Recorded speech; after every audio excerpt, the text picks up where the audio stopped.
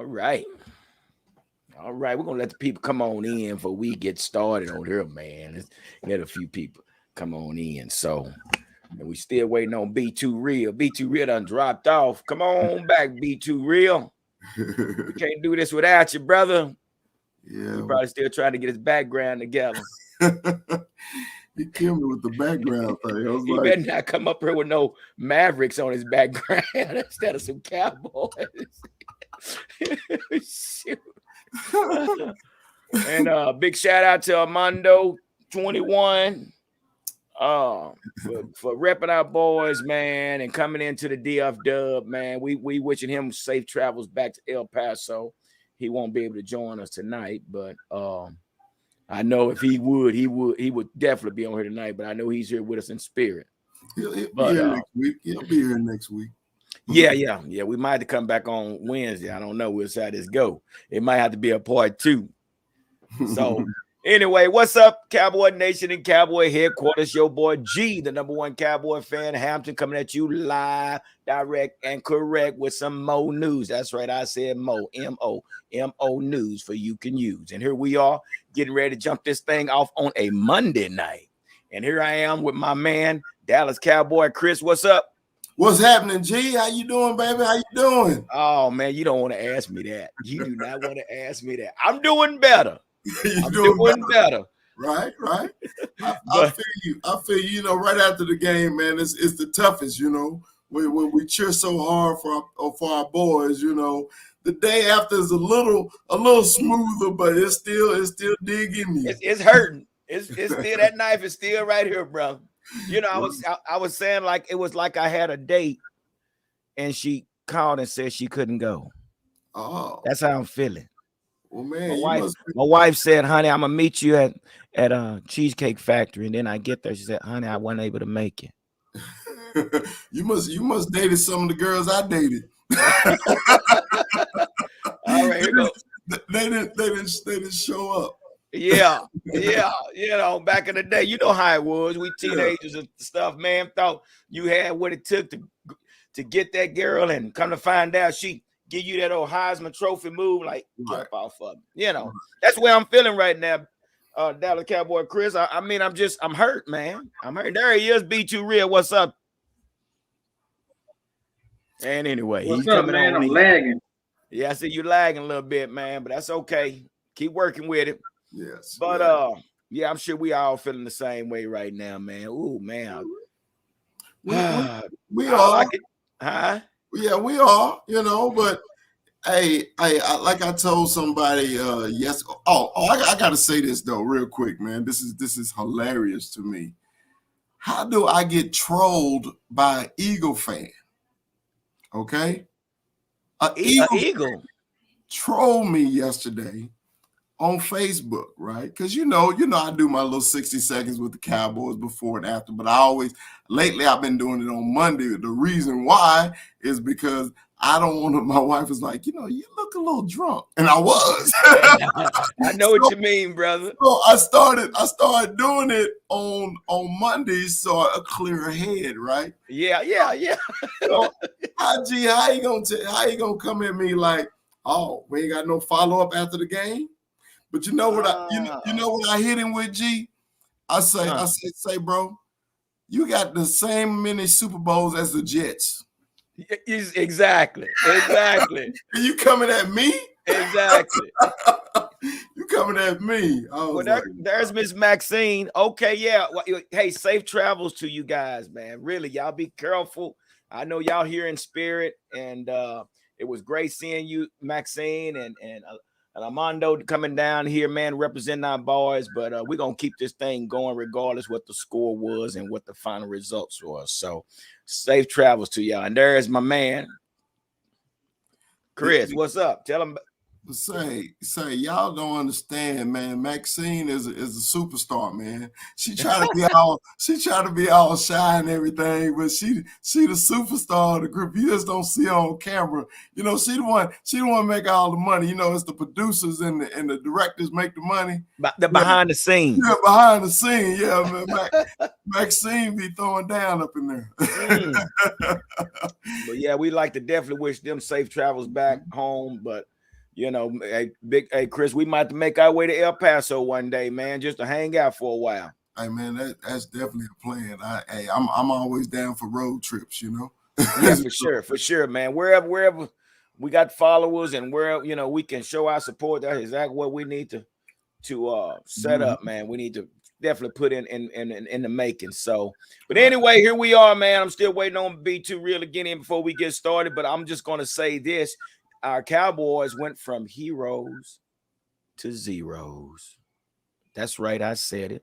Heroes to zeros. I'm sorry. This is not going to be a family-friendly stream today. We're going in and we're going to tell the truth. We're not going to sugarcoat it like somebody like Mike McCarthy would or Jerry Jones. I'm going to say the things that Jerry Jones wanted to say tonight. How about that? Well, say it, bro. Hey, it is what it is. Say it. It is what it is, man. And the final score was 23-17. And man, let me tell you something. I didn't know we was gonna get that close from where it was looking in the beginning. So again, I'm flabbergasted. That we end up blowing the first round again. You know what I mean? Yeah. It was probably one of the. It gave me flashbacks of the Denver game. How you thinking one way and the performance was just totally what you was not thinking. You didn't think that they would come in still like ill prepared for the damn playoff game, number one. And number two, just putting forth any effort, man, until the second half when hey, we got to make a play. Okay, you made one or two, but then when we really needed to, it didn't happen. Yeah. Felicia says, I'm just tired of one and done. That's so Me true. too, Felicia. That's so true. It's the truth, and that's base. That's what we need to get on back our jerseys. Dallas one and dones, I guess. I don't know, man. But here we are. Beat you real. What you got on your mind? What you got to say to the folks that's out there watching us? We finally got you in, my man. Yeah, man. I was having a little technical difficulty. Man, I think the same thing that has been said about from everybody else. Just you gotta play better, man. We expect so much of this team because of the talent and the potential that this team has, and they're just not doing what is expected, and it's very deflating for us.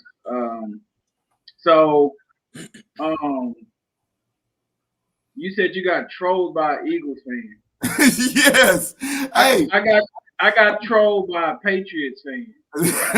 Hey, well, and a New York Giants fan. And an Indianapolis Colts fan. They're still bitter. But B, mine is worse though. Mine is worse. I got trolled by an Eagle fan who lost a bet to me 3 years ago and still hadn't paid me. Okay, so how you gonna troll me when you get dug up in the first round of the playoffs? You barely made it, but then you had something to say about the Cowboys? That's why I say about these other fans, right? The other fans always got something to say about us, but they'll never talk about they damn sorry ass. Sorry, I'm cussing. I'm sorry. No, you good. I told you. Hey, man. Hey, I should have put on there adult rated tonight, because that's what it is. Sorry. This is what we're doing tonight. We're allowing people to come in and vent and tell us their side of the story of how they feel. This is what we're doing tonight. Let's get it off our chest tonight, because we got 8 months to go before season starts again. Yeah. Yeah, B, we got 8 months. It's gonna be a long 8 months, but it'll be better next week, man. Of course, this crap hurt because we had so many expectations, man. The Cowboys showed us so many things this season that we had to be excited about. Yeah. Okay, so once we got to the play, I know we didn't want to look ahead or forward, but I'm like this. All right, we got the Niners. I'm just so excited because we had the Niners. It was an old rivalry, okay? Yeah. But we knew once we got past the Niners, I thought it was downhill from there. But when you come out flat like that, man, in the playoffs, it ain't no way. It takes miracles to come back against a good team. Their defense is good. You know, everybody talk about their damn secondary, but look at what our receivers really did yesterday. Well, we didn't test the secondary. We didn't test. Well, that's true. Yeah. We didn't test nobody. We didn't test anybody. Listen, So, as much as I hate it here, and I'm sorry if I'm going out of no, you all right, man. I told you it's wide open. It is so much to talk about. When you got somebody like Tony Romo who calls our game, he's a hater when he calls our game. I don't know, man. Romo, I don't think that's true, B. I like Romo. Romo just tells the truth. I mean, he this did. Is my opinion. This is okay. my opinion. You're right. I feel he's very bitter when he calls our game. He was very, very, very, very gung-ho about the 49ers scoring that opening drive. Oh, as a Niner fan, you're ecstatic. And as a Cowboy fan, you're scared now because they went down the field and scored. Shut up, Tony. First, this is what I wanted to say. Okay. Our offense, according to Tony Romo and his stat guys, 11-0 when we rushed the ball over 100 times. Okay. I did some actual, tape and looked at some numbers last night to see how correct he was. And man, when you got 11 carries, 14 carries, 16 carries, 12 carries out of Tony Pollard and Ezekiel Elliott, that's unacceptable. And we losing the game because we're not getting those guys implemented in the run game. It's ridiculous. So we're gonna get into all that. I'm glad you brought that up because I want to share this, and I want to ask this question to you first. So, from what we saw on yesterday, and we're gonna start with you, Be Too Real. From what we saw yesterday and what we've been seeing over the last 10 years, what's the difference between Jason and Mike McCarthy? Jason Garrett and Mike McCarthy. I'll wait. Listen, my thing is not Jason Garrett and Mike McCarthy. It's Jason Garrett and Kellen Moore. How much of Jason Garrett is in Kellen Moore? How much has he intentionally and unintentionally coerced this guy into being who he is? Mike McCarthy has proven himself to go to the bowl and win it all. He's proved that at least one time. Jason Garrett hasn't. Kellen Moore definitely hasn't. Bill Parcells hasn't. Right. And where did we do with Parcells? We didn't go nowhere. Yeah. We didn't go nowhere. Wade Phillips hasn't. Right. So, we getting these batches of coaches that, I was so surprised they did a fake punt yesterday. Yeah, that was amazing to me that they went outside the box a little bit. But, man, I'm hung up on the Jason Garrett and Kellen Moore. And the differences, but to answer your question, the difference between Jason Garrett and Mike McCarthy, it seems that during practice, Mike is more into the game than he is when he's in the game, and he yells more at the refs. But other than that, it ain't no difference. He not really involved in the offensive play calling, defensive play calling scheme. It don't seem like it. It seems like he's just out there.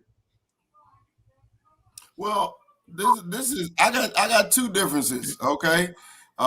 Jason Garrett won a playoff game in Dallas. Mike McCarthy hasn't. And the other thing is, man, he shows that that he is into the game by the emotions and everything like that. But I got a real problem, man, with adjustments with Mike McCarthy. Okay, because I said this once before on this show. Man, adjustments is everything.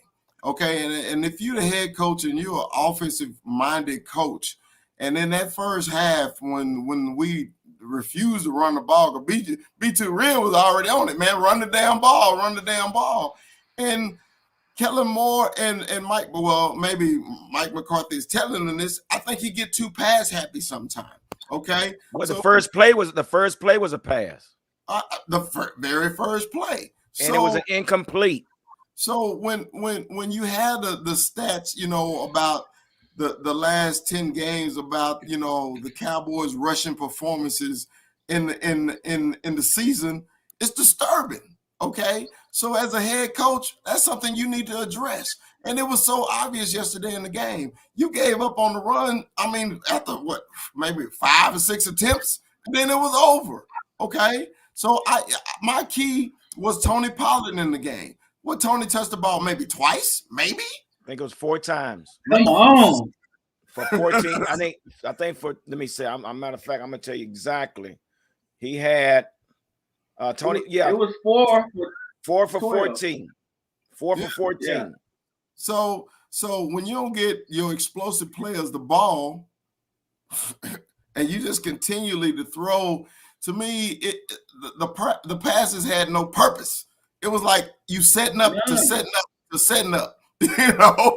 I'm like, and go ahead. I'm sorry. Go ahead. Finish. Go ahead. But it was just like it had no rhythm. Like when I did my 60 seconds today, I said the Niners had a plan. They executed the freaking plan. What was the Cowboys plan in the game? What was it? Did you even see what their plan was? Well, when you down, you desperate. You gotta start doing everything you can when you down in the playoffs. This is a one and done situation. Okay, you got to get off your butt, man, and coach some football. This is what I said even before this game actually took place. I said this game is going to boil down to who prepares and execute the best. Who prepares before this game and who executes during the game. Kellen Moore, Mike McCarthy, Dak Prescott did not do that.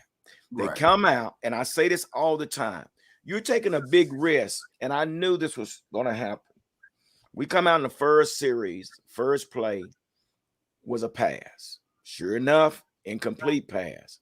And I always say the object of the game is to move the chain. But when you make an incomplete pass on first down, now it's 2nd and 10.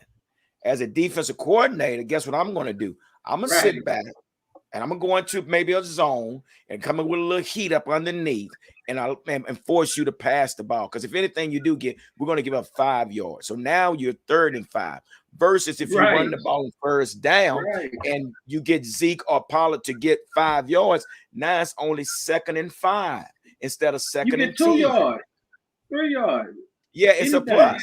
It's a plus. Right. But again, here we are.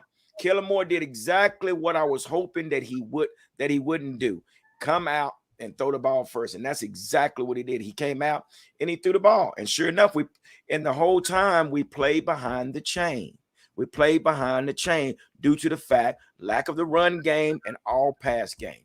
Listen, Kellen Moore, this crap works in the college level, but it ain't gonna work up here on this NFL level. This is these guys, this is a career for these guys. This is not a sport anymore.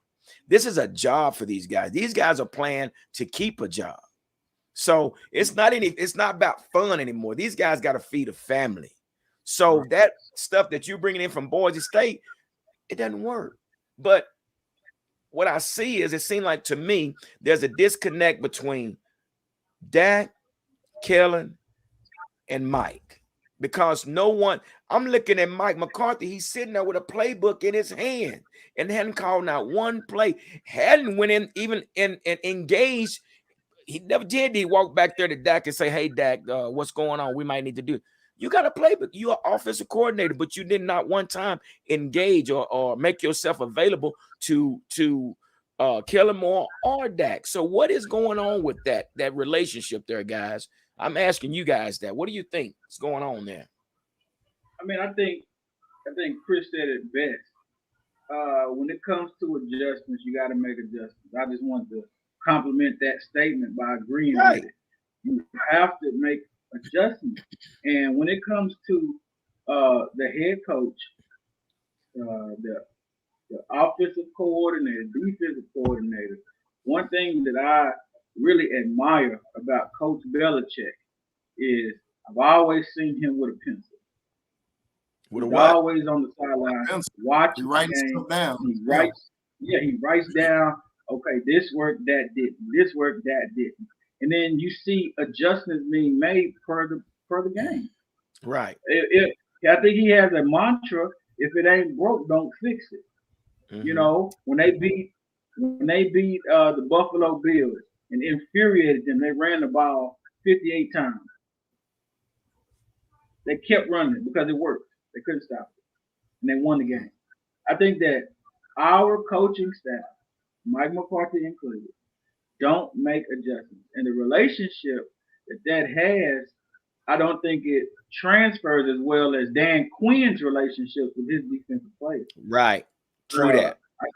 I think Dan Quinn and his connection to his defensive players is totally different than Mike McCarthy. It kind of gives leeway to the idea that Mike McCarthy's relationship is more of an office relationship. Like he's the boss, we're the workers, not he's our coach, I'll play for him. You know, it gives that kind of identity to their relationship, and I don't think that's beneficial for nobody. You know, Well, you can't look. So, Chris, my question is to you, Chris. What is Mike McCarthy's job? All right. Well, you know, I'm gonna answer both questions. The first one about the relationships with Kellen Moore. Okay, this is a difficult relationship because he didn't hire Kellen Moore. He was gifted Kellen Moore because Jerry Jones liked him. Mm-hmm. So the relationship, you know, it takes time, even as friends, as family, to develop. You know tendencies. Okay. So it's the same with coaching, okay? You have tendencies, and people recognize your tendencies, and then they'll correct them, okay? As a head coach, that's your job, okay? Mm-hmm. Hey, Kellen, I don't like this tendency that what's going on right now, okay? So I think if him and Kellen had worked together before, I think their relationship would be better, okay? Mm-hmm. So the second part of that is, it's just plain and simple. Mike McCarthy has won the Super Bowl. Okay, he has run the Green Bay's offense, and you know he has the skills to do things. Okay, but right now he's sometimes as a head coach you got to take control, and I think he delegated too much power of the offense to Kellen because it seems like when something go wrong, he won't say nothing about it. Exactly. He won't say nothing about it, or not even say something about it, or do anything about it. Okay, that's the better phrase I should have put. Do anything about it. Okay. But he's holding a playbook. It's like a baton. It's right there. It's in his hand. I mean, everything's highlighted. But what is the purpose of that? Have you ever seen him? He got a headset on too. Have you ever seen him talking the damn headset? He does not. Have you ever seen him talking the headset and say, "Hey, Kellen, no, let's do this"? Or Kellen, I think he's looking at the play sheet because I think it's a numbered system. Or hey, we're going down. Tell me that. Hey, I played offense, man. A lot of offensive coordinators have a system where they have a scheme that is going down the list. Okay, so basically what he's looking at, okay, we run this play, we run that play, we run this play. Let's go to the next play instead of making freaking adjustments. Regardless of what down it is, we got this. This is how it's scripted. That's what you want to call it. Scripted. Yeah, it's scripted, and in football, you got to get off script a lot of times. Okay, it's situational. You got to improvise. You know what I mean? And that's the thing I did. That's one thing that bothers me because when I was at Oxnard, that's one thing I saw Mike McCarthy doing. Everything they was doing, they was scrimmaging or whatever. It was all situations. Everything he would call out, 2nd and 20, balls on the 30, on our own 35, line up, or he'll call it. They'll run out there and they'll call a play, and everything was like this. Again, our sense of urgency only came when we was in trouble. Yeah, and that's the sucky part about it too. Sense of urgency. The sense of urgency when you're getting your ass whipped. Yeah. The whole game was a sense of urgency, but at first, and I was looking at this guy. I said, okay, I see Dak. He's a little amped up. He's got something to prove. I say, okay, maybe he'll settle down.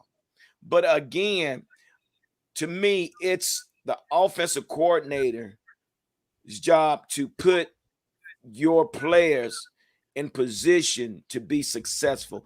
There's no way you have that many weapons and you cannot distribute that ball around to 5 different guys. It's no reason. True. Which I think this is going to create a problem with these receivers because now they all like, hey, I'm hungry. I need a ball too. How is it that you cannot pass this ball around to 5 different guys? You get a McVay over here. You get a Kyle Shanahan with an offense like this. I guarantee they'll win out. You know, the more and more that we discuss the game and situations that happen in the game, the more and more I'm inclined to remember things that I did not like about the game that I saw. For instance, the first thing that I noticed and took away from the very first play of the game, the opening, nobody had the ball yet. But for 17 weeks, we've received the ball in the first quarter.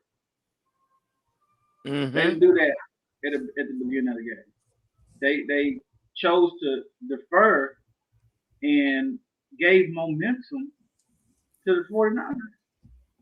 Now, it seems like don't go against the notion that we know that if we score first, we have the momentum, we have drive, our defense going to take care of us. Why would you go away from that? There was a lot of coaching mistakes yesterday that I saw that, I can't put on Kelly or I can't put on Dan. I got to put it on McCarthy or Bone. But it was ridiculous in my opinion. It was small, I know you get the ball back in the second half, but my thing about having the momentum drive at home, that was major.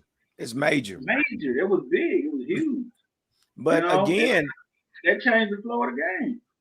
But then again, if you come out your first play, you already did. Well, I'm telling you, man, that really and truly, I think the stage was too big for Kellen Moore. I really do, because for him to come out with that game plan that he came out with, it was ridiculous. He did exactly what I was hoping he wouldn't do. And he come out passing the ball it tells you a lot when you only your 2 running backs only have 41 yards rushing. 41 yards rushing. Now, and I'm not going to put everything on the coaches because we have 14 penalties for 89 yards. To me, that's just being undisciplined. It's like those are self-inflicted wounds. So what is the problem with that, guys? Oh, I've been waiting all night to talk about penalties, okay? Because now you got me fired up now, okay? So, number one, okay, when you are a professional athlete, you know your craft, okay? You know snap counts, you know what's illegal, you know everything about the game, okay? Right. And it's just mind farts that you're on the field that you can't control your freaking emotions and play inside the rules. Because, man, that was totally the most ridiculous thing I ever seen in my life. It is a playoff game, and you go out there like some freaking kids playing Pop Warner. You don't know the snap count. You holding Connor Williams. He's so lazy as shit. He won't move his fucking feet. He's holding people. I don't understand that, bro. Why? No, hold on. Being a center, you know why. You explain to the people out there why and what is it that you're not doing. No, what is it about you getting holding calls, and how does a offensive lineman get a holding call? Tell us. It's simple. It's technique and laziness. Okay, because an offensive lineman cannot be lazy on any play. Okay, the people across to you is trying to get the ball. They're trying to get to the quarterback, the running back as fast as possible so they can make a play. With an offensive lineman knowing the snap count, you have the fucking advantage already. That's number one. Number two, you know where you're going. You know where the play is going, so you know how to get to your spot, okay? So if you're being lazy like Connor, and be honest, because I'm on his ass today too, be honest, lazy as hell, bro. It is lazy. It's lazy. And as a coach, That's something can be coached out of you. Okay, so as a coach, especially my offensive line coach, man, when we played in college and we were getting our ass whooped, it wasn't nobody over there sitting. We wasn't sitting with the quarterbacks. We wasn't sitting with the running backs. It's all offensive linemen, and we will get in the huddle together on the sideline, and he would break our ass down, each one of us, and telling us what we're doing wrong. If you're not good enough, get their ass off the field. Get off the field because you're fucking lazy and play some football. That's all it is, B.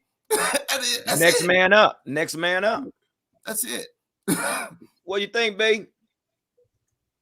Man, I can say this about every single topic. It's a lot that I think. In this particular topic, with the 14 penalties, I feel like we was like Cheddar Bob off of 8-Man. Kept shooting ourselves with our own damn gun. That was the most ridiculous thing, man. And it's the biggest momentum killer. It is the biggest momentum killer. You got CD Lamb out there who's already irritated. He's not getting the ball. He gets the ball 30 yards down the field, makes an amazing catch, make an amazing play, move the ball down the field, got to bring it back because kind of fucking win.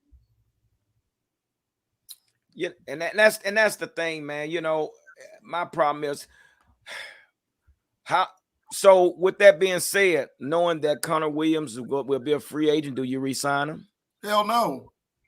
You listen, that list that has been put out. I'm sorry, Chris, cut you out, but that list that has been put out about all the free agents, I don't give a shit. I don't care that many people are on the list because I don't want to keep most of those people. Okay, Randy Gregory, yeah, I want to keep him.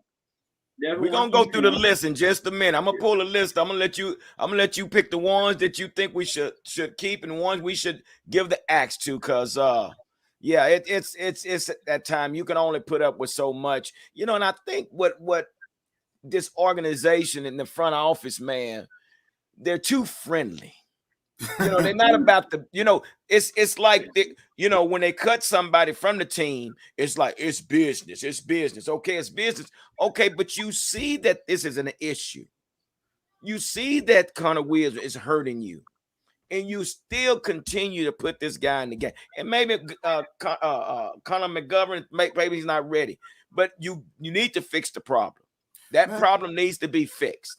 Let me address the entire offensive line real quick. I'm sorry for cutting y'all, B, but you know this is the part that's near and dear to my heart is offensive line play. Okay, so number one, Tyron is done. Okay, he's just done. There's nothing else you can say. We can't give no more excuses about him. He's done. Okay, Connor Williams, he just finished his rookie contract. Okay. First of all, he wasn't strong enough to get in the NFL. No. Okay, so because you know, with his first rookie year, they were just bulldozing his ass. Okay? Bad draft pick. So he got stronger, but his footwork and everything got lazier. So you're still getting beat. But be honest, we were spoiled by Frederick because Frederick, man, could open holes. Him and Martin together, they were awesome duo. But Biotis don't have that strength like Frederick do to move the pile. Okay, Martin, my All-Pro, my All-American, whatever he is the fucking man. Don't leave him alone. And even after my man Lyle Collins, Lyle played a decent game against Bosa yesterday. He played decent. But the other three, I don't give a damn if they come back or not, and I prefer not. Okay, because I don't want a rookie on that tackle. Go get me a veteran that can play. I don't even want to know his name, but then you pick up his stats and you see he don't give up no damn sacks. That's what I want. Okay, that's what you want. Then give me a bulldozer at guard. Give me a Nate Newton, big greasy everything, but ain't nothing coming through here. Okay, that's what we need. That's what we need. You got Ty Nsekhe. Why he hadn't been on the field though? That's my point. He ain't on, if he can't beat out Connor Williams, come on, man. B, go ahead, man. I'm a little fired up today, man. Y'all got me fired up. I told y'all gonna make you mad. This game yesterday it fired me up, man. It's so many. There's a whole old thing that I be trying to prove the doubters wrong, right? Prove them wrong. is the whole statement I be trying to make when I be standing up for my boy. Because like we all know, the potential, the talent that we got on the team is A1. Okay, that's one. But two, they did not do that. They did not prove the doubters wrong. They proved them right. That's why we getting trolled all day, all night, because they're giving a false narrative of who they are. They're giving out. I don't know if it's the. I mean, yeah, you're right, but man, I mean, look at the talent. I mean, the defense. That's what I'm saying, G. This is what I'm saying. You got a great quarterback in Dak Prescott. He's a good quarterback. You got good running backs. Got good wide receivers. We got a good defense. Okay, but they're giving out the impression that they are not those things by the way that they're playing the game. And we don't know where to pinpoint the inaccuracy. And so once we see it on the field, we say, okay, well, he's not doing his job. He's not doing his job. He's not doing his job. Is it coaching? Let's blame the coaches, right? And then we keep looking at different alternative personnel to see who's the problem. We can't find it because it changes from week to week. Now, one thing that has been constant is our offensive line. We've not had a successful offensive line all year because we have not had the same offensive line all year. They've been moving him to guard, move him to tackle, move him to center, move him here, move him, and that does not breed continuity. And so what's happening is Dak is not able to shine. Our running back's not able to shine. There's an image that's been put out right now of how the offensive line is all scattered while the 49ers defensive line is coming through every gap. And so it's just a lot of irritation on my end and trying to explain where the downfall is very difficult. Well, can I say something real quick, G? Go ahead. Okay, mm-hmm. This is it. When B was talking, it kind of hit my mind, and I gotta say this because we are in the huddle, right? That's right. I gotta say this, okay? We, for the last 10 to 15 years, we've always talked about how much talent the Cowboys have. When have we won a talent show? Because the show is on the fucking field, okay? True. So if we're not winning the talent show, how much talent do we really have? Okay? So is it our acting coach that's telling us, hey, to do this in the show? The choreographer. Yeah. So that's my thing, okay? Of course we have time because we can see the talent, right? We see it. That's but the where problem. is it? But this is the thing. This is what and I don't mean to cut y'all, but this is what I said I wanted to address. That little well-kept secret that is hiding behind here. Nobody can see it because guess what? It's hidden. It's hidden between this individual and this individual. Now you say we got talented players, and that we do. But again, like I said before, who's taking the brunt heat of this is McCarthy and it's Dak. They're saying Dak is not worth the money he's getting paid. He's not doing this. And then they say, oh, Mike McCarthy, he don't know how to coach. He just sitting there and he's not doing anything. He just holding the paperwork and bad time management, things like that. But again, what we fail to see is that little well-kept secret. You got an offensive coordinator in there that does not, and I say it again, does not know the concept of this game. In order for your talent to shine, that offensive coordinator has to put his players, again, like I said earlier, in a position to be successful. And if you're going off script plays, and I heard Kellen Moore say this a couple of years ago about how he does his play calling. And they asked him, and he said they were pretty much script. He goes from 1 to 25 and probably go 25 back to 1 or back 1 to 25 again.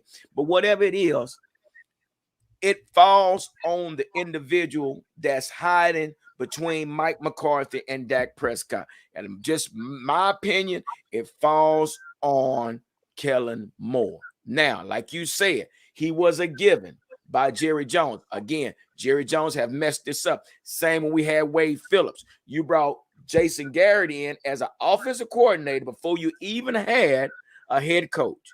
Then you brought Wade Phillips in as a head coach. Who does that? So here we are again. Jerry takes some blame at this too.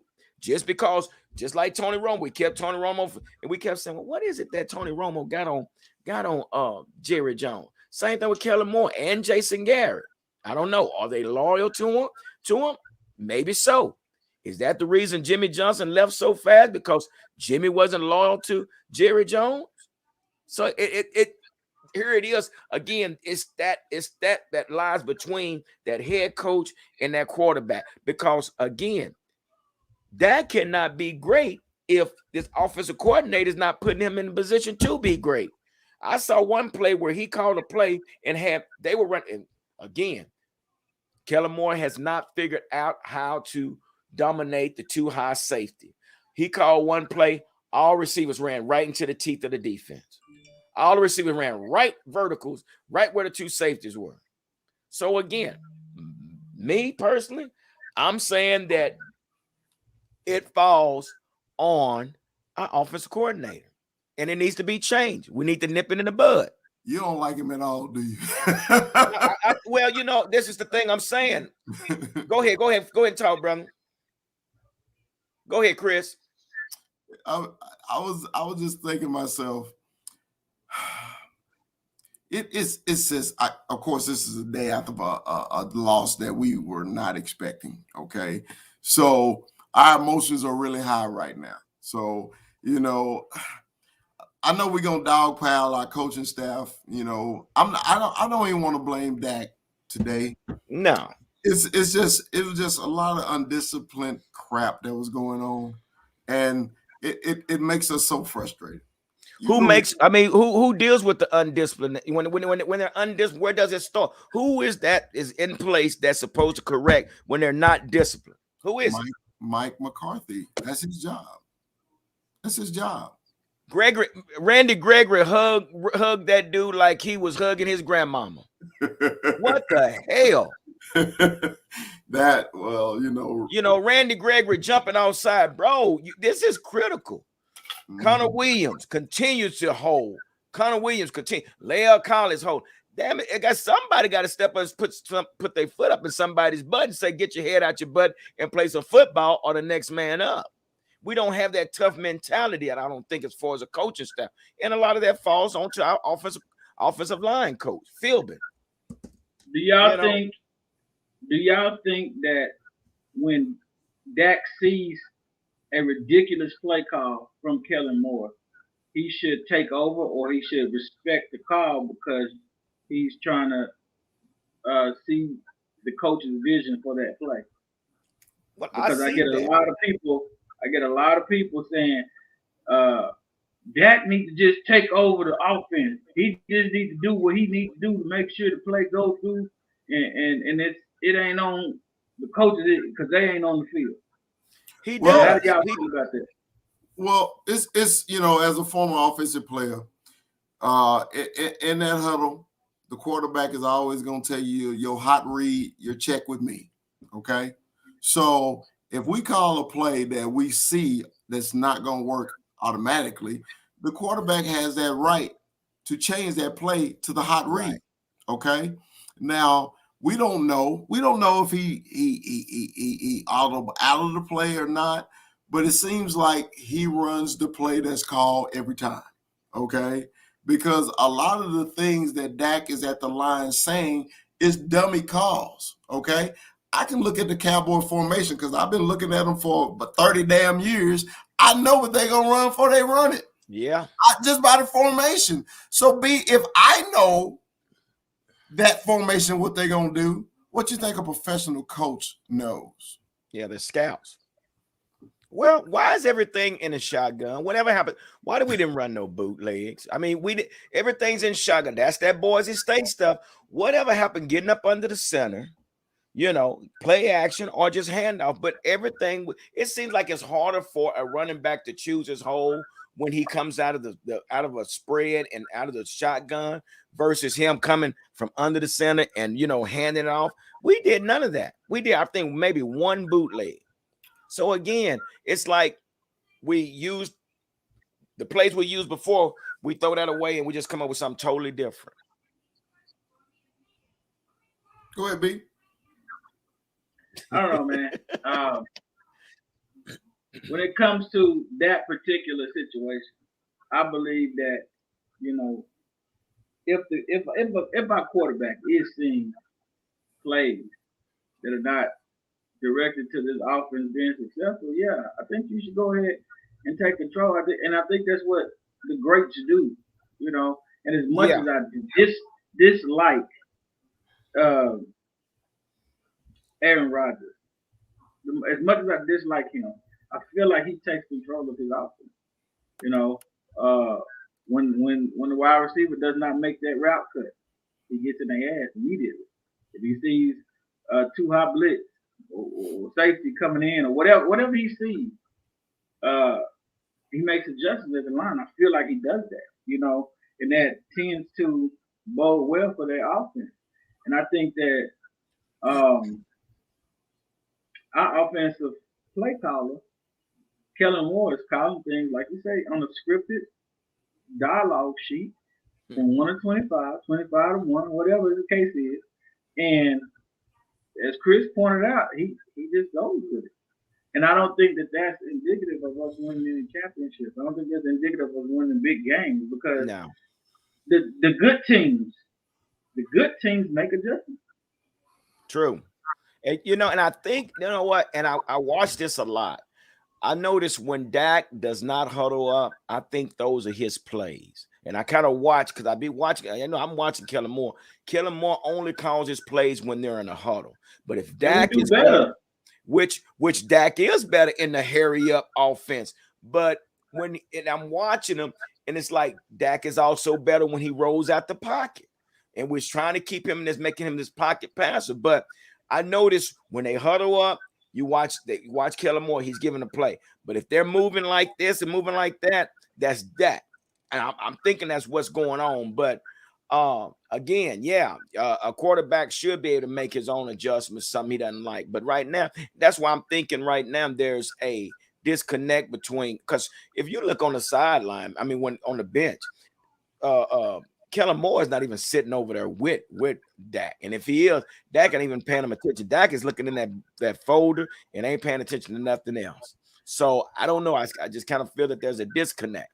But listen at this, guys. So I want y'all to hear real quick what Mike McCarthy had to say about the game. Check it out. David. Yeah, Michael. Obviously hit the end of the game, but was this just a case of early falling behind and then with the time of possession just a little too difficult to overcome over the course of the game? Well, I mean, clearly, it wasn't the start of the game that we would have liked. I thought that, offensively, we really didn't get into a rhythm. I thought the penalties were kind of productive, as far as field position on the kickoff return, and then, a couple of big plays came back. I thought our guys by halftime we were settled into the game, and give San Francisco credit. They overcame some things, during the course of the game. But yeah, I mean, it's we felt strongly this game was going to come down to key situations at the end. It's disappointed we didn't get a shot there at the end of the game. But yeah, we were herky jerky. But I can't say enough how proud I am of our guys. We were herky jerky, and I can't say enough of how proud I am of my damn team. The hell with that. Hell, I'm pissed out. We played like crap. That's what I'm going to tell the press. And if you got something to say about it, it is what it is.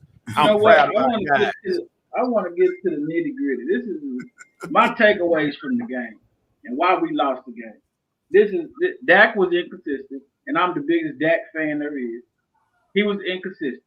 He was throwing behind the receiver. He was throwing them too high. Okay, he didn't put him in a good spot for the receiver to catch him. So Dak was very inconsistent.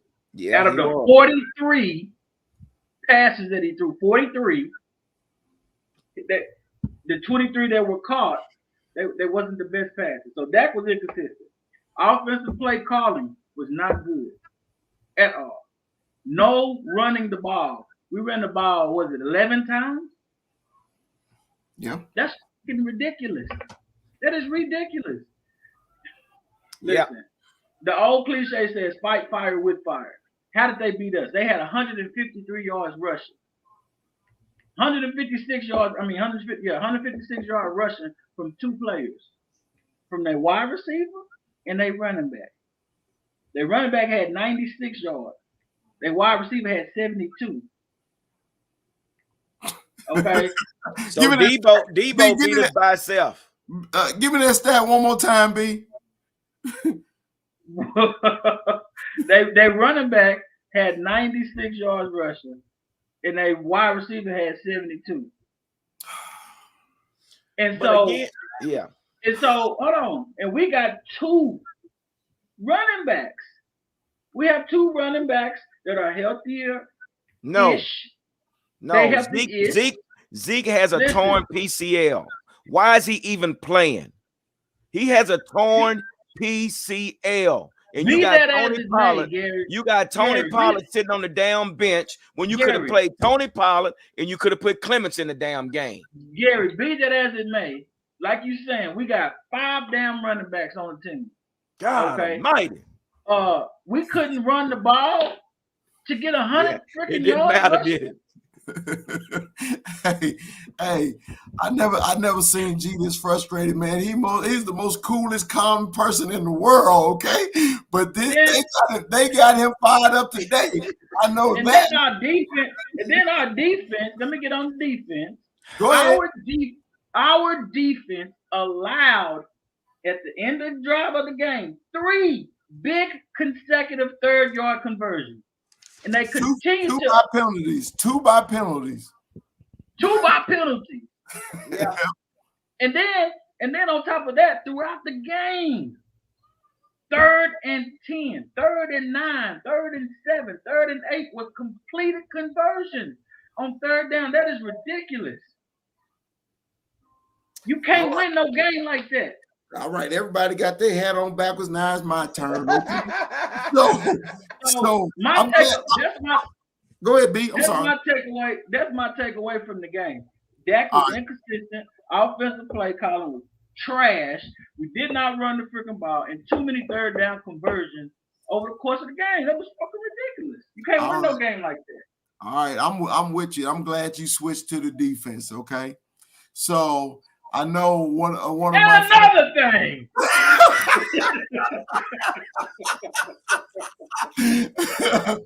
so my man that was watching the game with me, he know I hate Van Der Esch, right? He say, man, your boy made a big tackle. I say it took him 16 games to do it. Okay, so my whole thing is, man, I know y'all watch this closely just like me. Whenever he made a tackle, it was 8 yards down the fucking field. Yeah. You the middle linebacker. Step up in the fucking hole and make a tackle. Okay? Oh, my God. He does not do it. And this is why I always been against him, bro. You are a middle linebacker. You were supposed to be the heart of the defense, and you have no fucking heart. Hey, did y'all know? No talent. Or no talent. Okay. Were y'all aware that his name was spelled backwards on the back of his jersey? It shouldn't even be on the back of his fucking jersey. Anyway, so this is my thing, bro. And then another thing, this is what I cannot stand. When I see my defensive backs, when somebody need 2 or 3 yards, they 10 yards off the ball. Why? Why are you 10 yards off the ball and somebody just need 3? Trey Diggs played terrible yesterday. That makes no sense. Trey Diggs played terrible. He played terrible. He played terrible. Oh, and then I had to hear that too because I got a bunch of Diggs trolls too. Okay, so he played terrible. He played terrible in the big game also. All right, and then another thing. Okay, Larry Brown, not Larry. What is that boy? Brown got the interception, right? I keep calling him Brown. I'm sorry. When Brown got the interception, Why he didn't take that to the house? He had a convoy of people, and he let some random dude come out of nowhere and tackle him when you got 6 people in front of you to lead you to the end zone. Why did he not score on that play? That's why I call him can't get right. So For real. he can't get right. I'm glad you mentioned, Chris, about our defense tackling 10 yards down the field. Okay. I watched the game twice. Now it was I hell refuse the first. to watch that shit again. I refuse to watch it again. Listen, it was hell to watch the first time, and it was furious to watch the second time. So I watched it again, and I'm looking at our defensive line, and ain't nobody rushing the offensive line. Ain't nobody rushing. They just standing there waiting on the players to come to them, which is some bull. What are you doing? That is so right when you say that, because you know what they did? 49 was lining 6 men deep on the line, and we only have 4. So what does that do, Chris? When you line in 6 offensive linemen against 4 defensive line, what happens? Man, it's double team blocks. It's double team blocks, and then they reach into the next level. In college, we used to call it top shelf blocking, okay? Oh, there it is. You double team the guy at the point of contact, okay? But offensive lineman got to have quick feet to get to the next level, to the top shelf. So once you get to the top shelf and he's blocked, that opens up another lane. It opens another lane. So your next person to tackle is your fucking safety. And that's all they were doing. So Kyle Shanahan won the chess match. Look, our linebackers were on skates the whole game. And the people of y'all that don't skate or ever played football before, you see them all smooth skating backwards. That's what our linebackers was doing yesterday. And then when they finally get up to make a tackle, Debo, a wide receiver, is running over him like he Earl Campbell. They ran the ball. They ran the ball 37 times yesterday. Yeah, and we all knew that they were going to run the ball 35 at least. But here's the question. Why didn't Dan match the offensive line? I mean, we should have been playing the run first and made Jimmy G beat us with his own. We should have stacked that box with 7 guys in the box, 8 guys in the box, and then did the rest on the back end. But it's like we didn't. We lined it 4 of our D linemen against their 6. You're gonna get beat every time. And the whole thing about it, you want that nose tackle to be able to pull a double team. Because what you don't want to happen is a man to release down on your middle linebacker. And they was doing that all night on Van Der Esch. And really, if it wasn't for Paulson sliding off and sliding and shooting them gaps, it would have been ugly the whole night. So I don't understand why Dan Quinn didn't basically adjust and play the run and make Jimmy G beat us with his arm. I don't know. I think it was strictly scheme. Like, we got our coach. We did. I mean, let's just be honest about it. We got our coach, because we talked about this before the game even started. They gonna run the ball 35 to 45 times a game because that's their scheme. We know this, okay? So if they're gonna run it 30, 45 times a game, come on, man. Adjust to it. I think they ran a lot of zone, and then when they did run, man, Diggs was getting beat on double moves again. Because he's looking for the splash play. Yeah. Sometimes you gotta learn, man. It's a time and place. It's a time and place. So guys. Okay? So guys, go ahead, B. Go ahead, B. So go back to our rushing offense. Okay. Zeke had 12 yards rushing.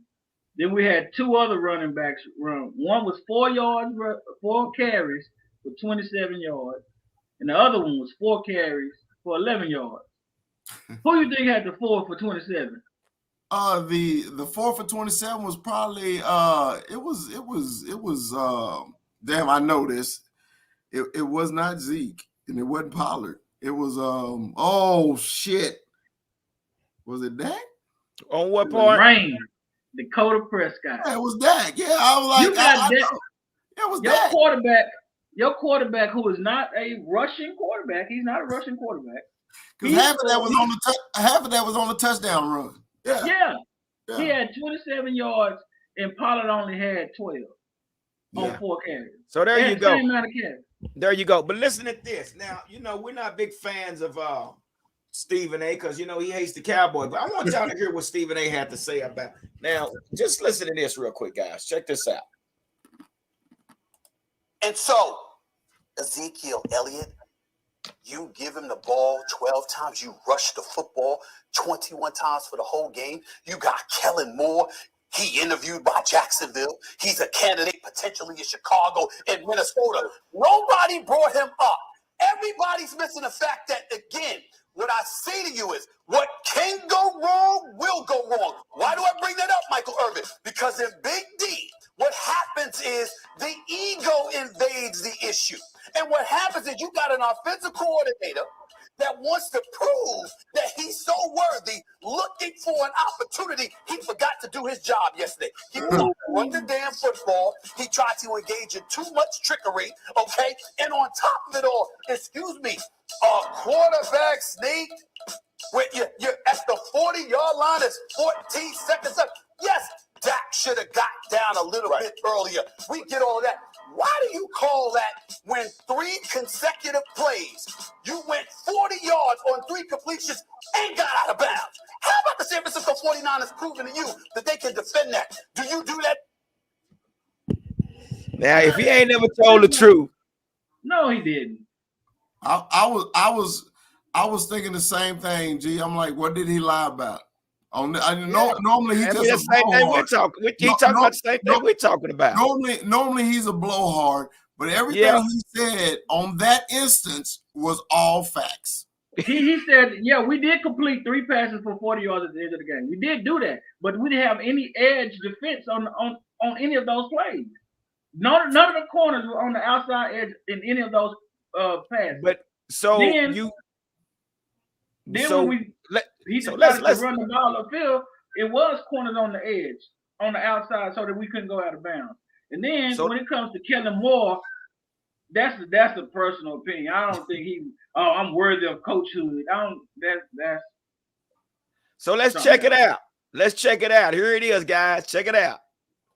Let's check it out real quick. You see the edge rushers on the corners over there? Yep. Oh, let's check this out. Let me see if I can pull this up, man. Not edge rushers, but the outside men on the linebackers and everything. Linebackers and nickel corners out there. We didn't have that formation to continue with on the first 3 drives. To get to the quarterback here, Prescott takes off running the football. Whoa, I don't think this is going to work out. Well, they'll be able to clock this. They were planned for it. Cowboy fan, that's the end of the game. The game is over. The game is over, and San Francisco survives. So there it is, guys. What do y'all think about that? Like I said on my 60 seconds, that was the dumbest play I ever seen in my life. Yeah. Okay. And the reason why, I can see if you threw the ball and went and spiked it because the middle of the field was it was wide open. It was wide open. Because then the wide receiver is trained to make sure he find that referee to give him the ball. Okay. Yeah. They have time to spike the ball and then one last play. But I want to preface this too. The referee didn't fuck the Cowboys. The Cowboys fucked the Cowboys. Yeah. Because Dak, you didn't know what to do. You should have took the ball and gave the ball. But again, why call that play if, why even call that play? But here's another play. Now, here's a question. Here's a question Maxine asked. She says, how do you guys feel about scoring 3 points after the fake punt momentum? But now, before we answer that, let's go and watch it real quick. Let me see if I can pull this one up. But now, go ahead and talk about what you guys think about that. Well, they were down 10, so they needed it. They needed the 3 anyway. So they had a good fake punt, but then they stalled out like they always do. They needed the 3 anyway, so it just brought the game, down 6. So that's why. Right. My thing is this. I would much rather. Oh, go ahead. You ready? Okay, y'all want to watch it real quick? Yeah, Okay, here we go. Like both their faults. Anger with the play. Perfect. Perfect. Yes. Yes. Yes. Yes. Yes. Yes. All right, great. We're doing good. What the hell we doing now? What the hell we doing now? Calls it in, and the Cowboys hurry to the line. Yeah, what was that shit about? What are we doing? No, I'm going to tell you what happened. I told you that. I'm like, Watch this. when they send Fossil and he sends a special teams unit out, that just means. Watch this now. What you're looking at is they actually, I'm going to tell you something. Look at this clock. Look, 16 seconds left. 14. Look at this. Just to steal a timeout. Now, I'm going to stop right there, guys. I'm going to tell you, the person that got the biggest balls on this team is Bones Fassel. He has the biggest balls on this team due to the fact that he is willing to take a risk. He is willing to take a risk to do anything to win this damn game. Because right now, where we are, fourth quarter, 13 minutes left, damn it, we got to do something. So guess what? He pulling some rabbits out his hat. So what it was, they practiced this. If you notice, in the backfield, let me go back to it. They get ready to do something like a wildcat. Let's see, watch this. They're getting ready to do something like a wildcat. I'm going to back it up a little bit. So it's a play. They didn't even talk. See this right here? This guy is right here. They still got their punt team out there. That's the whole reason they did this. But what the hell was they? Look at your coach right here. Ain't doing jack. Standing there. Ain't said run the play, come off the field, or nothing. Watch this. Watch your coach up there. Good one lined up. Look at him. Get you to take a timeout. I've seen He's this. doing nothing. Let me back it up again. Check it out. Your coach is just standing there looking. I've seen this. They're trying to get the defense just to steal a timeout. Anger in the slot. Look, he's trying to tell, look, we got him. They still got their punt team out there. You got this guy that's going to run. He's going to run a wildcat. Okay, you want to call it? Now you guess what? Your balls done got small. Now you don't want to run it. Come on, man. He got the biggest balls on the team. Somebody got to step up and do something. Remember when he did that before in the early in the season or last year? And they said, we need to tone Bones Fassel down because he's doing too much. But Bones Fassel is saying, hey, my special team is part of this team too. Hell, somebody got to do something. So what y'all think about that, fellas? Go ahead, B. I didn't understand what was going on there. I was much like the team at that particular point of the game. Like, what the hell are we doing? What's going on? And then they drove everybody off the field and then put our offense back on the field. And I was like, in my mind, I was like, what are y'all doing? At this moment of the game, it's about scoring fast because urgency at this particular point was the key to the game. You know what I'm saying? These precious seconds that's being knocked off the clock could have helped us at the end of the game. Yeah. But there's miscommunication again. Nobody's talking. Well, this is how I feel about this play. Okay, if you got the trick play ready to run the wildcat, run the ball. Don't wait till it's 10 seconds left on the play clock to say, let's run off the field. Because as we know, on this same play, we got to delay a game. And my wife asked me, baby, why the referee wouldn't move? And I told you, baby, I said, let me explain to you what I explained to her. I said, baby, the umpire is told to stand over the ball with a 10-second count. When they ran off the freaking field, it was 11 seconds left on the play clock. It was 11 seconds. So they didn't want to call a timeout because they're down 23-7. They can't waste the timeout, okay? So our brilliant-ass coaches decide, hey, we're not going to run this wildcat play. Let's rush the offense back on the damn field, give a delay a game. So now they're going to send it. Look, so what happens is, it's you get a scramble. now you run, and now what the umpire got to do? He got to get over the ball. He got to get over the ball. Watch the referee. Watch it. Out here, let's say the punt team and a bunch of people, and they keep that out there. It's like, we got to take a timeout. They're going to run a play. They outsmarted themselves. They have to count. They have to do a 10 count. It's over now. The Lamb game. That was the Cowboys doing that. That was not the referee. And if you look at it, they took off 40-something seconds off the clock, damn near. Yeah, pretty much. Because at the beginning of that play, it was 14 minutes and 1 second. Now it's what? Take it down. It's 13:27. That's almost a whole minute. Yeah. That's 40 seconds. That's sad, man. We coming down the field and they giving us 3 10-yard plays down the field, and it's not 14 seconds, but it's 54 seconds. Listen, we in way better position to make some things happen. Well, here we are again. What I said earlier. Preparation and execution. You executed the play, you got the first down, and then you wasted.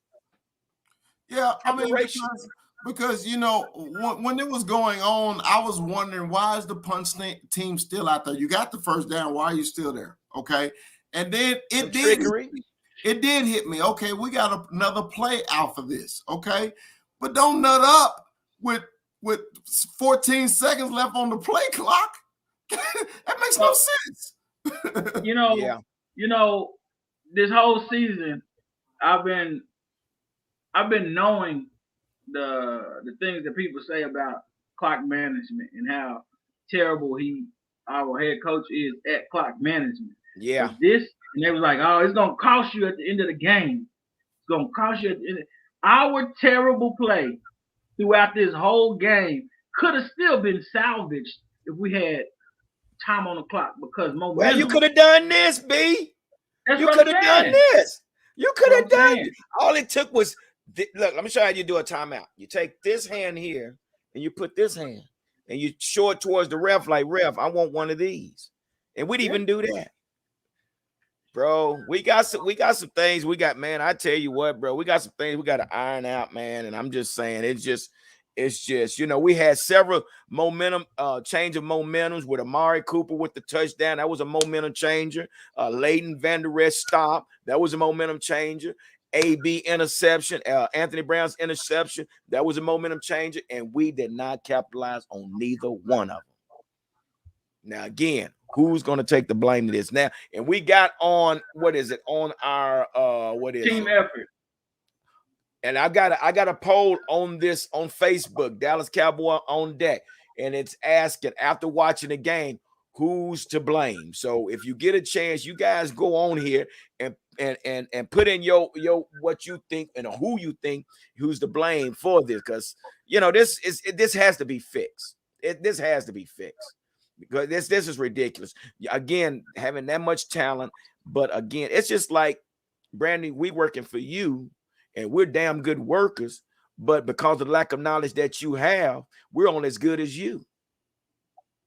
That makes sense? Yeah. If you don't put us in a way to where we can get our product out or receive our product, well, we don't look good because you don't know what you're doing. But I know you're a type of guy to know what you're doing. That's just an example. He does know what he's doing.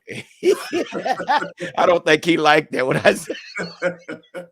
But anyway, man, we can go on and on with this, man. But again, man, to me, there's some things that we need to address. So you know that. So here it is right now. At the end of the season, there's a bunch of openings, head coach openings, and Dan Quinn is one that could possibly land a head coaching job. So if Jerry Jones were to say, Dan Quinn, we want to offer you a head coaching job, and we'll probably just get rid of McCarthy, would y'all go for that? No. Unless it came with Dan Quinn having the opportunity to make other coaching changes, because Kellen Moore has to go, or he got to go. It ain't no or to it. He got to go. Right. Yeah, our best option is if Kellen gets a job. Okay. But let's just wrap our head around this, man. Dan Quinn is gone. Okay.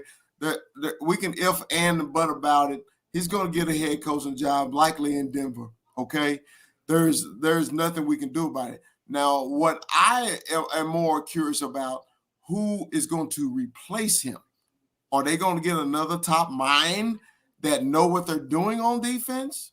Or are they going to just, sugarcoat this, and promote within? Mm-hmm. Right. What I forget the guy's name, the black coach. Flores? Flores. Yeah. What about Flores? I love Flores. That was the dumbest firing in the NFL this year. What did he do? He finished 10-7 or something, 9-8 or something like that. It was just dumb. They was talking about that his coaching style didn't fit the team because he get in their ass. Well, that's the kind of coach I played hardest for. When you start making a little money, you think people can't teach you or tell you what to do.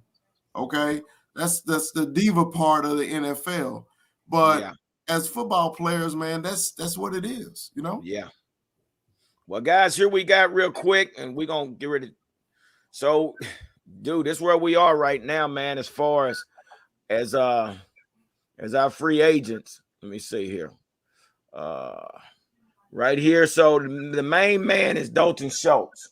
We got 23 free agents, guys. Dalton Schultz is one. Dalton Schultz. We got Michael Gallup and Cedric Wilson. We got Connor Williams. Randy. Yeah. Randy Gregory and Dorrance Armstrong. We have Leighton Van Der Esch and Keanu Neal. Bob Van Der Esch. We have Jaron Curse. We have DeMonte Kazi, and we have Malik Hooker. That's major. Yeah. And here's the other ones: Malik Turner, Noah Browns, Jeremy Sprinkles, Corey Clemens, Todd Nasecki, Mitch Hyatt, Carlos Watkins, Luke Guilford, Francis Bernard, Brent Urban, Maurice Kennedy, Brian Anger, which is our punter, and Jake McQuaid. So out of those guys, well, all of them are gone. Like 4 or 5 names. I mean, yeah. I mean, I'm more worried about Randy and Gallup. I think we can get Gallup back just because he's hurt. He was hurt. Okay. Yeah. I think they may give him a 1 year, maybe a 2 year deal just to keep him again, because that's my big game hunter right there. I mean, that boy got hard. So, but look at both of these guys, though. Well, Cedric gonna get a job because we can't pay Cedric. Okay, it's who you gonna pay, Cedric or Michael? Who you want more? I want Michael over Cedric. Personally, I will pay Cedric over Gallup only because of the injury. I like Cedric Wilson. He filled the next man's spot up. Okay, I got a question. I got a question for you, B, on that. Okay, on that last heave that Dak threw to Cedric, right? Yeah. Do you think Gallup would have caught it? I don't know. Man, man. The man got sticky hands. He got mad hands. Yeah. Listen, I'm gonna say this: when it comes to Gallup catching funny balls, usually they're in the air. They're not like low and out. Okay, but the adjustment on the play was clumsy. The body turn, because they teach you to adjust with the ball in the air, right? That's professional receiver. We see it all the time. But his adjustments was terrible on it. Okay, he tried his best to get it. Don't get me wrong, okay? He tried his damnedest to get it, okay? I just think, my personal opinion, if that was Gallup would have got there and caught the ball. That's my personal opinion. I'm not knocking that. He got a hell of a shot to catch it, and I've seen him make adjustments even in college. He will make those adjustments to catch the pass. So can he catch it? Absolutely. I think we're gonna have a. I think we're gonna have a problem, man. Because I'm telling you, these receivers are disgruntled. They all are disgruntled. I mean, you know, that one game I believe against the Washington Redskins, man, a Washington football team. And after the game, Gallup and Gallup and Amari? They was looking like, you know, they was pissed off, like, damn, man. And you know, as a receiver, being a receiver, man, it's something, man. You going out, lining up out wide, or lining up in that slot, and you come off that line and you break on that DB or that linebacker, and you create space and you wide open, and he doesn't even look your way. Okay, you run back to the huddle, you go back to the huddle, you go back and wait for the next play. Oh, here come another pass route. Boom, boom, boom. You come off the line again, you make a break, and you create a gap between you and that defender, and you don't get the ball again. It gets frustrated. It gets frustrated because I'm continuing to beating my man, but I'm not getting any looks. So, these receivers are going to be disgruntled. So, unless we get an offensive coordinator here that knows how to use, and here's a question. Unless we get an offensive coordinator in here or a head coach, but here's the question right here, guys. Check this out. Maxine says Sean Payton. I mean, Sean ain't free. Well, he will be. Why would Sean Payton? Why would the Saints let him go? I mean, honestly though, do y'all think that we think we're in the market for a new head coach, but do you think our staff? I don't think we are. In the market for a head coach? I don't think we are. I really don't think we are. I think if anything, we're in the market for an offensive coordinator. And see, the thing about it, Mike McCarthy's going to just go to Jerry and say, "Look, man, this little boy wonder guy, he's not my type of offensive coordinator. Either I run the offense or let me bring in an offensive coordinator that's going to make a difference." Okay, so Well, that's the head coach's prerogative.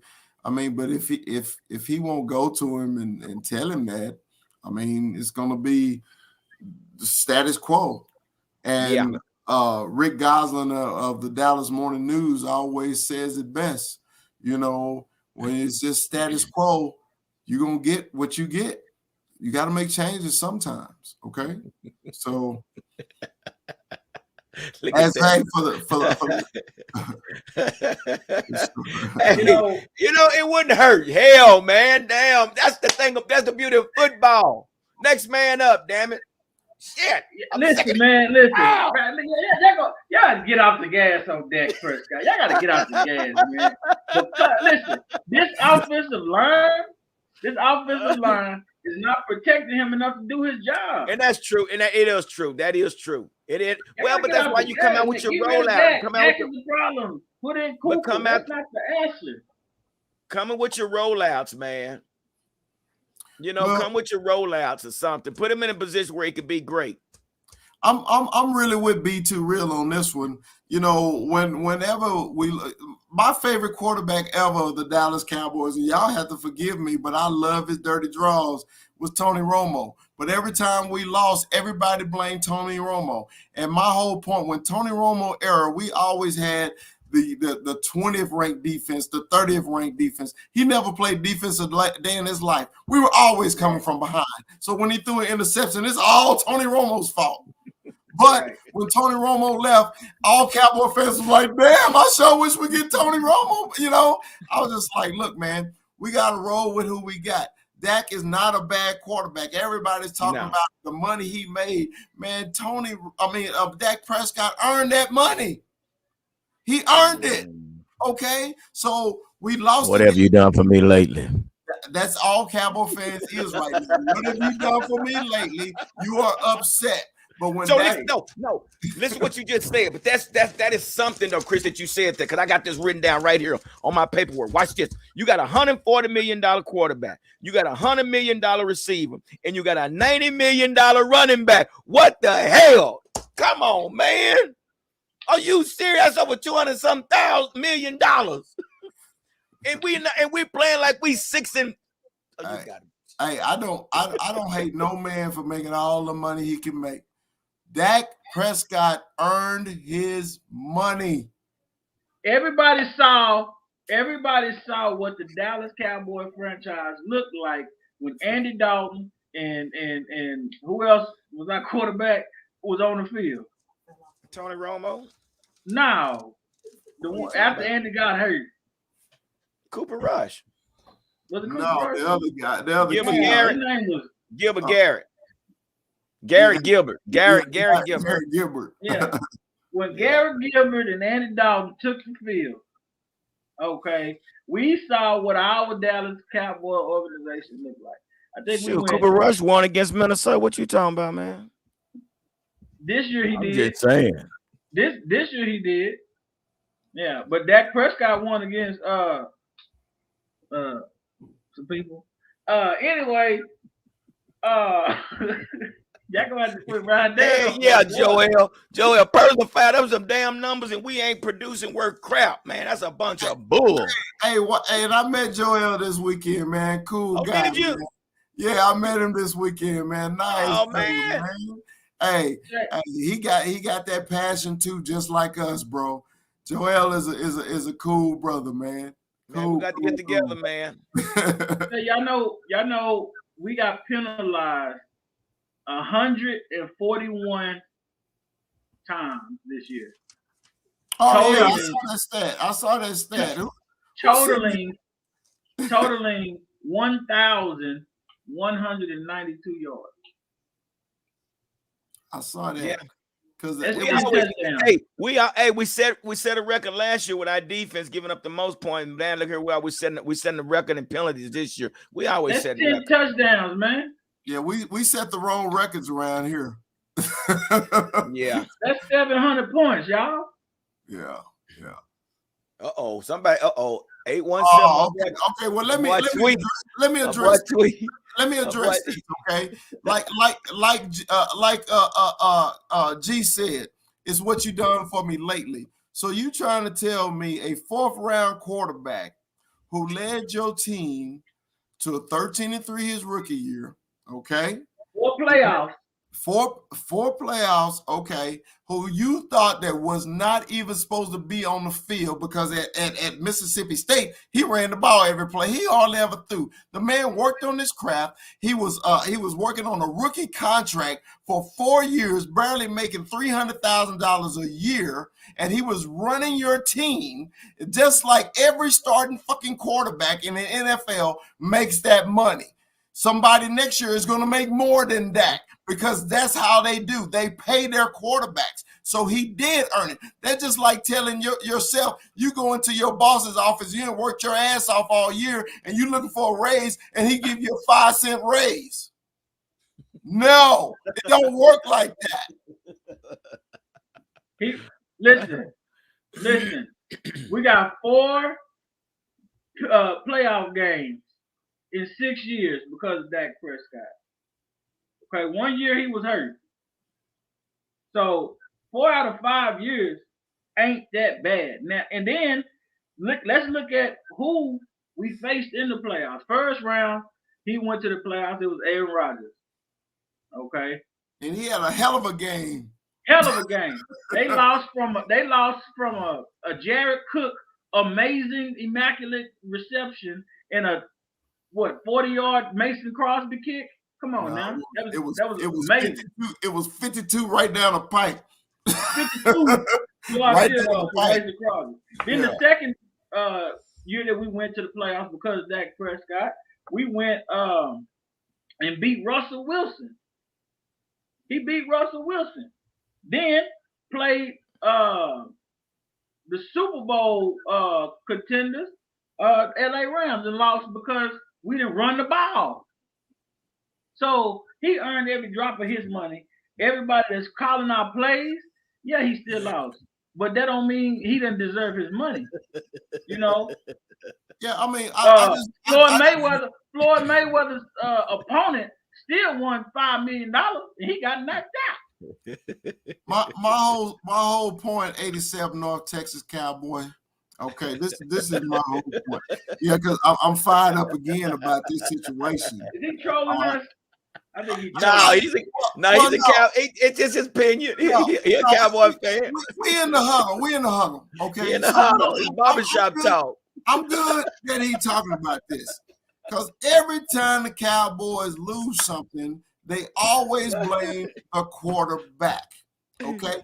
Dak did not have a good game Sunday. That does not mean he didn't earn his money. So you cannot tell me the 4 years he played on that rookie contract, he didn't deserve what he's getting now.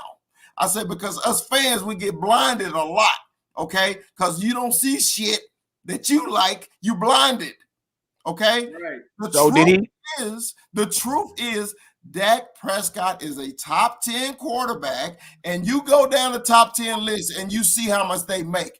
It's market value. You know, when you go to a real expensive seafood restaurant and you want that damn lobster, it got a market value price on it. Okay? So you're going to pay what the market is paying for that damn lobster. The market requested, it went down the line. Hey, this is what Dak is due. That's why the Cowboys waited to the last minute to sign him, so they didn't have to pay market value. But Dak had an agent said, "Fuck y'all, you gonna give him the money." Sorry. Listen. Get stirred up. Get stirred up over here. Listen. So I heard a stat this past weekend on Dak Prescott. Is that he's the most winningest quarterback right now. He said there's only 3 quarterbacks that win more games than Dak Prescott. And that's Tom Brady, Aaron Rodgers, and Russell Wilson. Then it's Dak Prescott. So in a statement like that, listen, there has been some hiccups on this team. Okay? There have been some things that didn't go right on our offense. Is Dak Prescott to blame for every single offensive failure we had? Absolutely not. No. Is he to blame on some of the things that went happen? Absolutely. Because he's part of this offense. But to downgrade this man and say that he doesn't deserve his money or say that he's the reason why we lost, I think that's an uninformed invalid opinion. With that play, that draw play, who you hold accountable on that one? The run at the end of the game? Yeah, the draw play. I don't know who to put that on. It seemed like this is what we're gonna do type situation, so that we can get down in time. 817 say he got something to say. Wait a minute. 817 say he got something to say. Hey man, I'm a Cowboy fan to the heart, brother. So I'm telling y'all, y'all got the pin. Y'all couldn't get the talk. Let me tell you something. I'm a Cowboy fan to the heart, but I'm tired of mediocre. That win, he can't win without the first year's running back, this year's defense. Y'all got to stop looking at that stat pack. Hey, he's stat packing. They got to hide Dak's deficiencies, man. You got to play what like do you mean? Wait. Hold up. So what do you mean he's stack packing? What do you mean by that? He's like, it seemed like his game. They gave the ball to him 4 times in a row. He still couldn't do what he needs to do. He's missing people. Zeke or Dak? Dak. He's still okay. Y'all look at this here. Who? I'm gonna tell you something. I've been on bad against Dak anyway. He got Dez out of her, bro. He wouldn't throw to Dez. He don't throw to the number 1 receivers at all. He don't. Tony Romo took chances. Dak don't take chances. Now you got your money. They can't fire you. Take your chance. You don't even go to Amari Cooper first row. First time on the play. You go to your starting player. Let me ask you this then, Tweet. Let me ask you then. So what do you think about Kellen Moore? He got to go too. I think. So you're saying get rid of Dak? No, I think you got to hide his deficiencies. You got to hide what Dak can't do. Well, Dak is not a. So this is the thing. This is the thing, though. So in order for Dak to be great, you got to have an offensive coordinator that's going to put him in position to be great, because the shit that Kellen Moore is calling is a bunch of BS. He can't be great. you're right about that. I give you that, but still, Dak's not this quarterback everybody's making him be, man. He have to have, even when they put theirs out there, we have to go get Amari Cooper. We have to go get Amari Cooper. We have to go get somebody every time because Zeke carrying the first time. Now the defense is carrying. Bro, we didn't get no plays at the beginning. Man, all he had to score is 24 points, really. But we kept giving him field goals. The defense gave up. It's like when I used to watch Dirk Nowitzki. He wasn't good because he's making 40 points a game. That don't matter when you're not winning the games, man. I don't care about win. I don't care about the yardage, the plays. I care about the wins. Can you win the games? Your defense, your team gonna win 5 games regardless. So as a quarterback, you gotta win. Hey, we did good, but against no winning team. No winning team. The Eagles, we beat their tail. We didn't beat nobody. Those top players. Tweet, can I ask you a question, though? Yes, brother. All right. First of all, welcome. Good to welcome, see brother. I'm in here I, every time. Call me every time. Hey, I love that you jumped in. But let's go back to your original statement about why he didn't earn the money. Tell me why you think he didn't earn the money. I felt like because he have to have too much around him. Like even Tom Brady took a break on money. You pay these quarterbacks because you say, hey, they earn it, but you need too much around you. It's like you need too much. Dak need too much around him, man. He don't. I give it to Romo. Romo took TON, and Romo ended up making receivers. Dak don't make receivers. He only go. I'm gonna tell y'all something. Dak is only gonna throw to the slot man the whole game until we down. He's going. That's why y'all. Everybody. He threw it to Cooper. Cooper the one made that touchdown. He was lined up on the outside. No, Cooper was in the slots. He was in the middle, G, and then he ran a little out. Was he really? Yes, he was in the slot. He throw against the third corners, y'all. He don't throw against the top corner. He throw against the third corner. That's why CeeDee Lamb did so good last year. When they put CeeDee Lamb on the app, ain't did as good because he throw it against the third corners. If y'all look at that, he don't throw against the number one corners at all. See, I'm gonna go back and watch that because that's an interesting point. Okay, that he's throwing to the slot receivers and not throwing against the number one corner. I want to go back and watch that. Yeah, because if that's true, that's something that the offensive coordinator need to recognize. Also, the head coach need to recognize that too. Because if we got to play special key to Cooper, it need to go to Cooper.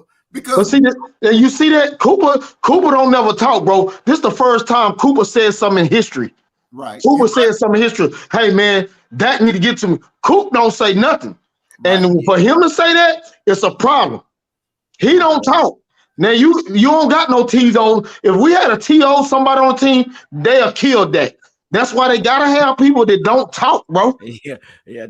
T.O. gonna let them have say. Yeah. Say, man. Hey, bro. That's what I love y'all work. I'm just to help what y'all don't see because we both all us Cowboy fans. We all do this for the media. I'm telling you what I'm seeing. Dak do not throw down the field unless he got to make a play. Yeah. But if y'all notice in the game and watch the game, Tom Brady, the best one, they just take it. They'll take an interception and throw it deep just to spread the defense back. Dak don't do that shit. Dak stay stack unless he gotta have a big play. Bro, you gotta take a chance. Yeah. Brett Favre took chances. Tony Romo took chances. That's why he go 5 games without interceptions. Yeah, again, I have to say this too, though, man. It's just, when you have an offensive coordinator that's not putting you in position to be great, that's going to be a challenge for you. That's true too. But we got to shut this thing down, man. We've been on here almost an hour and 45 minutes, man. I see you, fam. Yeah, we've been chopping it up, always chopping it up, man. We sure appreciate you coming on here, man, and voicing your. That's what it's all about. The Cowboy Huddle, man. When we come together and talk about these Cowboys. I love Tweet, man. I love him. I love your passion, man, because we kind of the same dude, okay, when it comes to these Cowboys. So you just had a different opinion. I wanted to hear it. Yeah, bro. Yeah. Hey, bro, I love that. I just feel like you got to hide him a little bit play action, a little bit run, move around. I agree. I can agree with that. I can agree with that. Do we know that if he still had issues with his calf? We don't know that. We don't know if that was the case or not, but it's something to think about, man. But we definitely gonna get back on this, man. I know everybody's trying to watch this game. We holding them up from watching this game. Who's winning right now? 21 nothing Rams. Damn, Yeah. boy, God damn. Oh. And here we are sitting at home. Oh my gosh. Yes. Okay. Anyway. Yeah. I had a meltdown for a minute. Hey, we need to. We all do, man. Hey, this is my therapy right now, talking to y'all, man. This is my therapy. That's the whole purpose. We're counselors. We're psychiatrists right now. For real, man. So I just couldn't take it no more, man. I'm like, man, they got to put me in this thing, man. For real, today. Well, we sure appreciate you, man, and keep watching out for us, man, because we're going to keep going live, even though our season over with. There's going to be plenty to talk about. We're going to continue to talk about the draft. We're going to talk about this playoff. We're going to make our predictions on the Super Bowl, things like that. We might even do the Super Bowl live. I don't know what we'll do, but we might do something.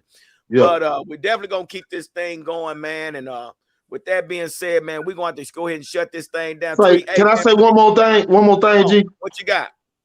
One thing about it, and this real talk. When your boy, the running back, that Buccaneers picked up, Le'Veon Bell. When he was, when we seen Zeke was hurt, we knew Zeke wasn't doing it. We should have went to go grab him. That's where Steven killing us because we don't want to go to start. We should have went to go get a running back, bro.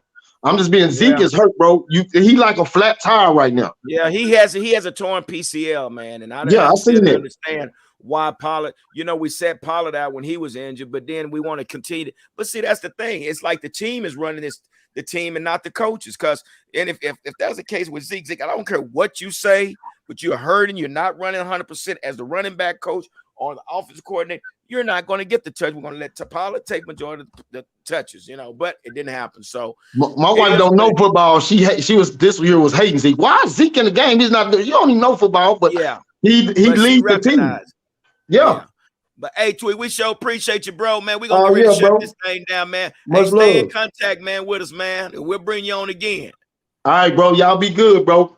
Hey, I don't know nothing y'all say, but I just had my little opinion. No, man, that's what it's about. We're gonna start featuring more people on here and let them get on there and voice their opinion. That's what it's all about. It's barbershop talk. Ain't nothing politically correct. Yeah, ain't nobody right. That's just my opinion. That's right. But we all DC4L, right? Yeah, for real, for life. You heard me? Yeah, already. All right, Tweet. I get in touch with you, my man. Okay, bro. Later.